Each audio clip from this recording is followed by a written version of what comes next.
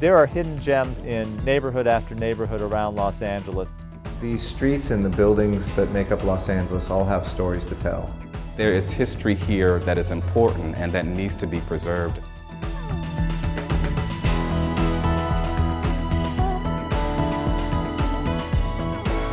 SurveyLA is the first ever comprehensive Los Angeles historic resources survey. It's our first opportunity to go throughout Los Angeles and identify those sites of architectural, cultural, and historic significance.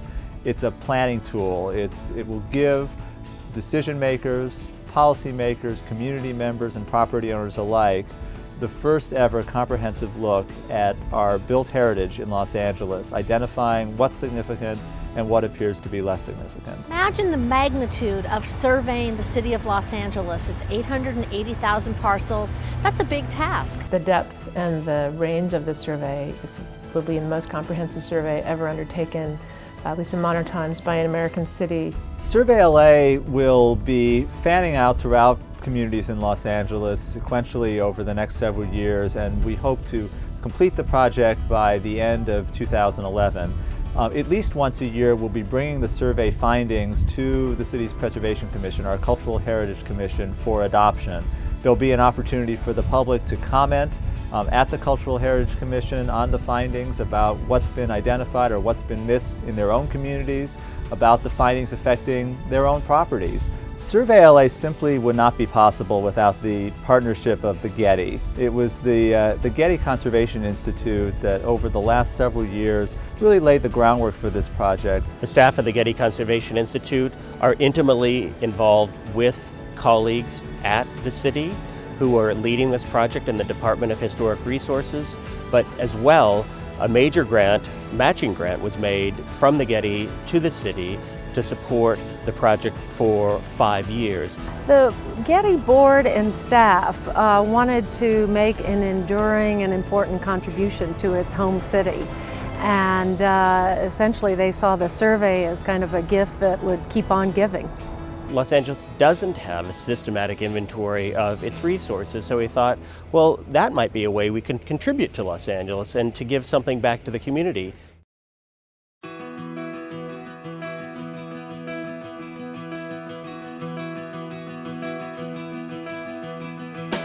Right now, less than 15% of the city has been surveyed, and so we just don't know where all the historic buildings are. We don't know the stories, we don't know the buildings, we don't know, the architects that make our city what it really is and what is so special about it. I've lived in Los Angeles most of my life, and I myself am constantly discovering communities and neighborhoods that I never knew existed.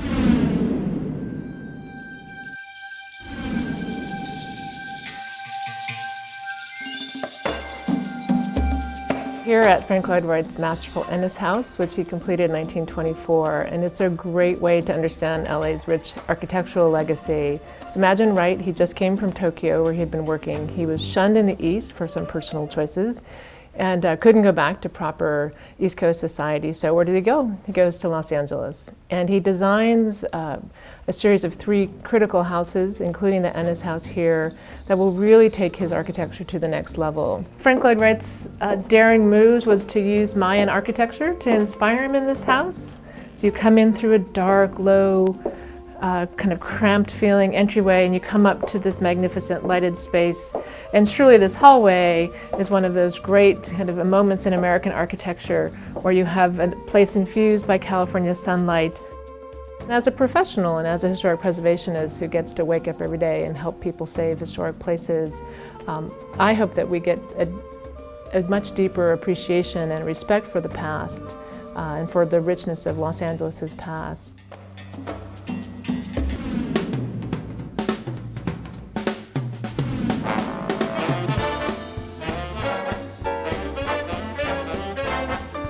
Crestwood Hills, which was originally called Mutual Housing Association, was the only successful cooperative effort in California after the war. It was proposed as 350 homes in the area. Originally 160 houses were designed by modernist architects A. Quincy Jones, Whitney Smith, and structural engineer Edgardo Contini. There are now 33 houses remaining, 45 were burnt in the Bel Air fire. Of those 33 houses, we have 17 declared historic monument for the city of LA. Each house that's demolished, we lose part of the character of the neighborhood as a whole. It was an interesting cultural experiment. One of the houses that we lost just recently, a couple weeks ago, was on a street that was fairly intact. And every time we lose one of these houses, the street loses this essence, this design, this urban theory experiment that happened. It lessens it slightly, and it's important that we keep it intact. Preserving Crestwood Hills has been a challenge. When we started in '95, there was very little interest for preserving modernist architecture. And it's only through the recent decade that there has been an interest, and a survey will certainly uncover a lot of the hidden modernist gems that are out there and make the public aware of them and the necessity of preserving these. They're so easily demolished without preservation efforts.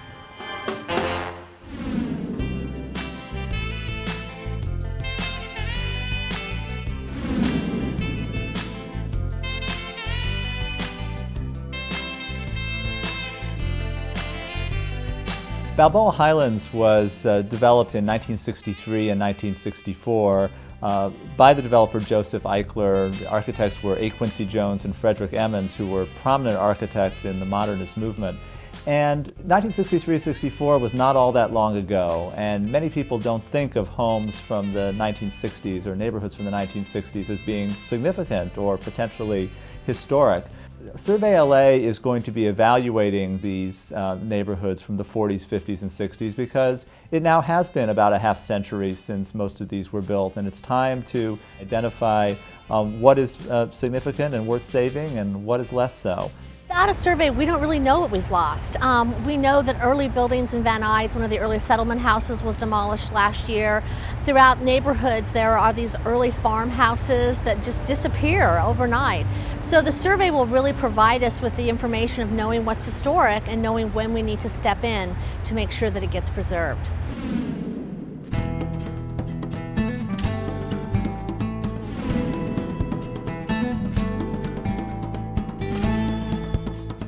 We're in the foothill community of Tujunga, standing in front of Weatherwold Castle, which is one of the most distinctive homes in Tujunga, built in 1928 and designed by a French architect from the Normandy region in a French-Norman style meant to kind of replicate the chateaus in his home region in France. And this is a significant home to the history of Tujunga and had association with a number of Hollywood figures as well. And all was well here until 2005 when a developer bought this property with intentions of developing 3 homes on this parcel. He did his research, found it was not designated as a historic property, and began demolition on this site. And as you can see, this did have a happy ending, but barely. This was how we shouldn't be doing preservation in the city. That 11th hour preservation by triage approach that often results in the loss of important historic resources. The house was saved. It was designated at the 11th hour as a city historic cultural monument and is still in the process of being restored. There are hidden gems like this in neighborhood after neighborhood around Los Angeles. Houses and commercial buildings that have long been overlooked, have been intact for many decades, and often we only begin to appreciate them when they're truly facing the wrecking ball, as Weatherwold Castle was a few years back.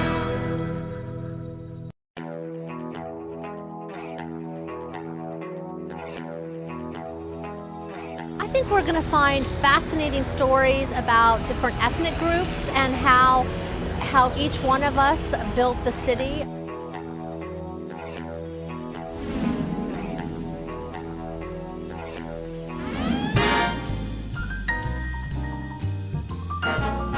Central Avenue, for African Americans, this would be the first place that you would actually come.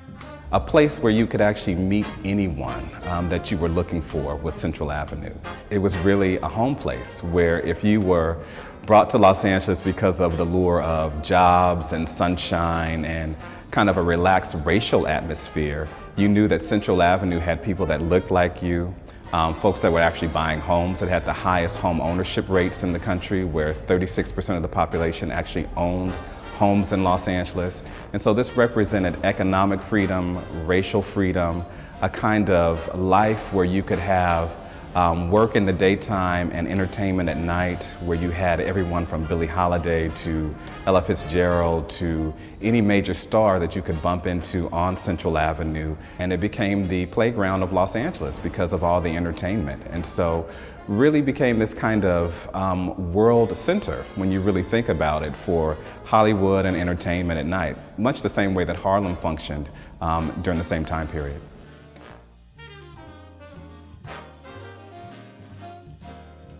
The Dunbar Hotel was built in 1928 by Dr. John Somerville and his wife Veda Somerville. The hotel in lore is really much more about the entertainment community, but when it was built, it opened as the first West Coast site for the NAACP convention.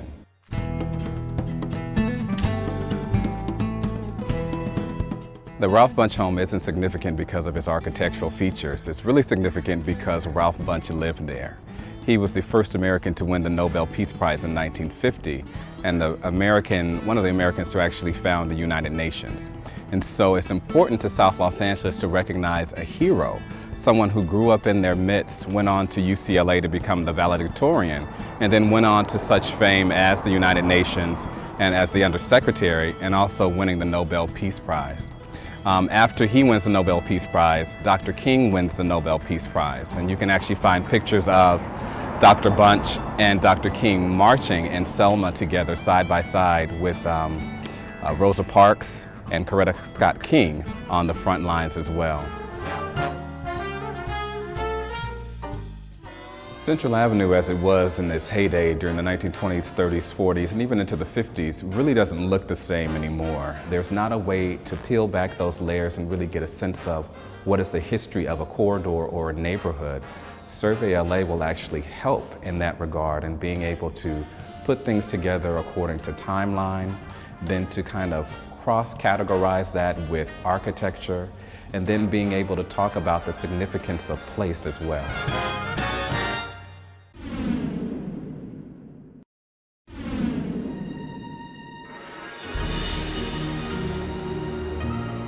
The Far East Cafe has been here since 1923, and they've been operating as a Chinese restaurant since the early 30s. It's the kind of restaurant where my grandfather came to eat here, my father brought me here, I brought my daughter here, and I'd like to bring my grandkids, if I ever have any, to come here. So, you know, there's not many restaurants where you can say we had 5 generations. And if you said the Far East Cafe, let's go to the Far East, to any Japanese American anywhere in Southern California, they knew where it was, they knew what it was, they knew what the food was, and it just became famous. It became the kind of a social center of the whole community. We were able to get the restaurant opened up on the ground floor, and then next to the restaurant was also another storefront, so we've been using that as our computer training center. And then upstairs we have 16 units of special needs housing. Now it used to be an old SRO hotel, and it was shut down for many, many years, but we were able to get a rehab so that now it's used for homeless and mentally ill and special needs handicapped folks. So it provides a service now in the upper floors. We have the computer center on the ground floor plus the restaurant. So we're hoping that all of that will mix together to keep this building alive. Little Tokyo is still here, but you know, there's an example. There used to be a Little Italy here in Los Angeles, just north of Chinatown, and but it's gone now. There's a few buildings that have like the Italian Hall and things like that, but Little Italy is gone, and I think to me that kind of represents the sense that what did Italians contribute to this society or to this area? And we don't want that to happen to Little Tokyo. The Japanese American community was very prominent here in the development of Los Angeles. It represents a community and a culture that's been here for over 100 years. So we want to keep that in some fashion or some shape.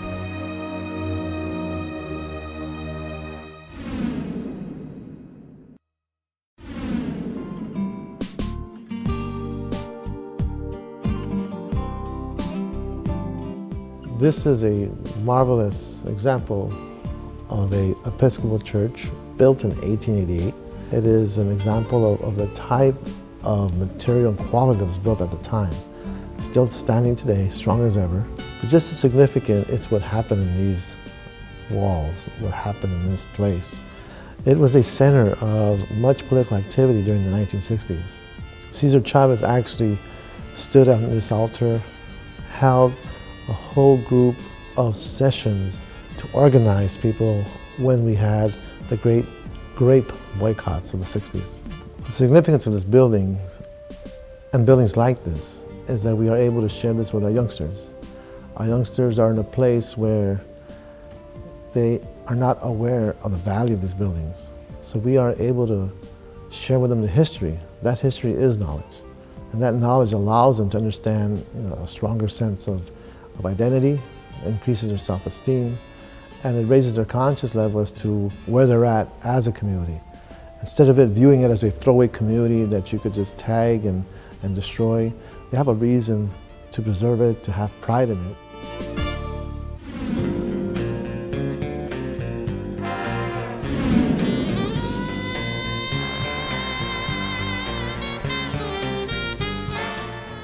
We're in my field office at Hollywood and Western in the historic Louis B. Mayer building. It was built in 1928, the same year that City Hall was constructed, by Louis B. Mayer before he joined MGM. And this building has an amazing history. Norma Shearer helped open up the building when it first was christened, but then later years it turned into central casting. So literally we are right here, straight out of central casting every day in Hollywood. And it was an important intersection near where a lot of the early filming happened in the heart of Hollywood. Having a historic survey will benefit us in two ways. One, it will provide us with knowledge, whether it's a tourist who's coming to Los Angeles to see part of our history, or whether it's somebody who's a 4th or 5th generation Angelino, like myself, wanting to know more about his or her city. It will give us that knowledge, that roadmap, and a way to navigate LA and understand our past. But secondly, it will also help us preserve that past by flagging those assets that we have. When there's redevelopment or a proposed project going on, we will immediately know what the historical significance of buildings and streets and neighborhoods are. Right now, that has been somewhat of a guessing game, or it's been uneven, and those who might have knowledge about a particular building come forward, but the city hasn't done that in a comprehensive way. So now we will have the tools to understand our entire city and its history.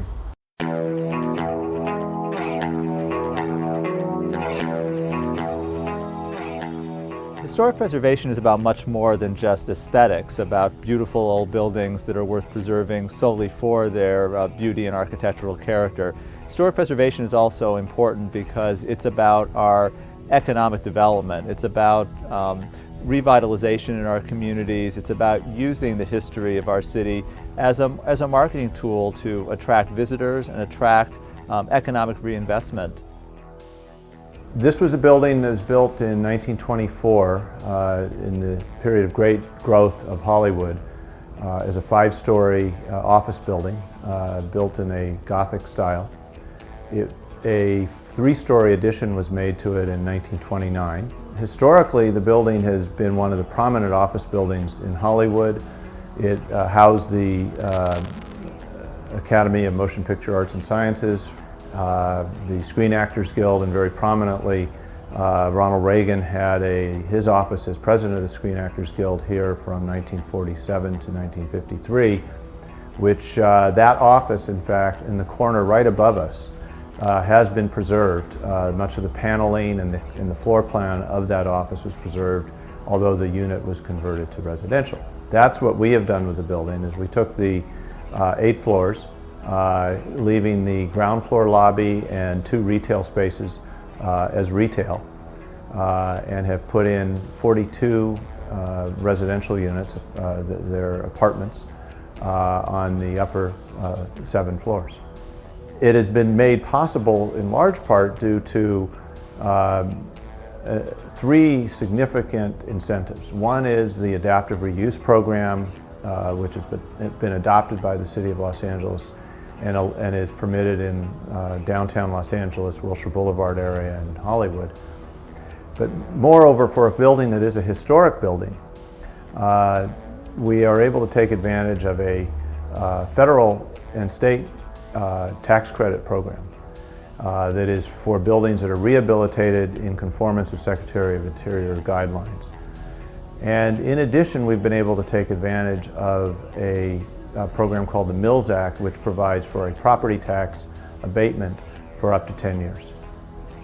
The older side of downtown, when you get into the historic core and even further east, those are areas of the city that have stood in for virtually every city on the East Coast, other countries. You know, Prestige would be a good example. It was a movie that was shot about 2 years ago downtown on Broadway. The entire movie took place in Victorian-era London. But because of some of the grand movie palaces there and some of the older buildings, it was able to fit right in as turn-of-the-century London.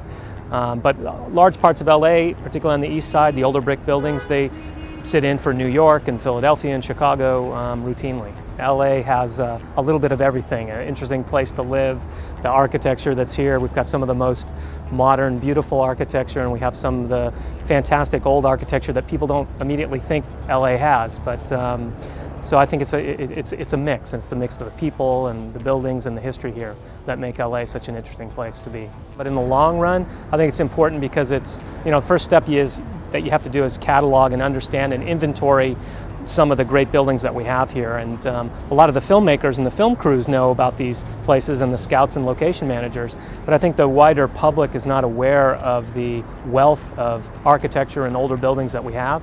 And so if you can get some people that are concerned and appreciative of some of these older buildings, having these older buildings here selfishly for Film LA and for the industry is a benefit, because it allows people to do some filmmaking here that they might have to go elsewhere and do if we don't keep and restore and, you know, hang on to these buildings. SurveyLA is ultimately a planning tool giving policymakers, community members, property owners and developers alike comprehensive information on Los Angeles' architectural, cultural, historic and social history in a way that is manageable, is centralized, contained in one place, available to all on the web to guide our decisions as a city and guide private investment as we move forward and constantly evolve in an ever-changing Los Angeles. This information is great for all Angelinos, but as a policymaker, it has particular importance to me because the decisions that we make about land use often happen so quickly in this city that we don't have enough time to assess the historical significance of our actions. This will give me a place to readily go to immediately have deep and broad knowledge about a neighborhood or a building, and to be able to preserve that history that we have even as we build a new city here in Los Angeles. It establishes a baseline of understanding of what defines a high-quality building within a community, and also defines where there's opportunity to allow change in a community. SurveyLA is only going to be a success if the community is actively involved in this process. It's community members themselves who know best what is significant in their own neighborhood.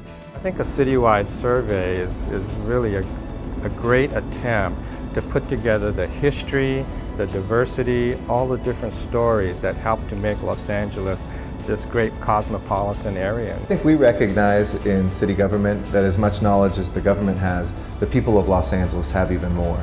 Those stories that are handed down from families, people who have lived in neighborhoods or whose families used to be there, we want them to be a part of this project. We want them to go to the SurveyLA website to let us know what history they know so that we can add that to the pool of knowledge that we have. This will allow neighbors to both maintain and regenerate these neighborhoods, making Los Angeles the highly livable place it has always been. I think that we're going to find a lot of ways in which we understand one another and really appreciate the values that everybody has brought to creating this fabulous city. Our work does good work in the world for others. We've succeeded. We're brave enough to do it, that we're brave enough to think of the magnitude of a city like Los Angeles, the complexity of a city like Los Angeles, and say yes, together with the city, with the Getty, with National Trust, with whomever and everyone we can to pull a really incredible team of consultants and historians and thinkers and politicians and citizens together to say we're going to do this. We're going to survey 880,000 parcels and we're going to make some sense.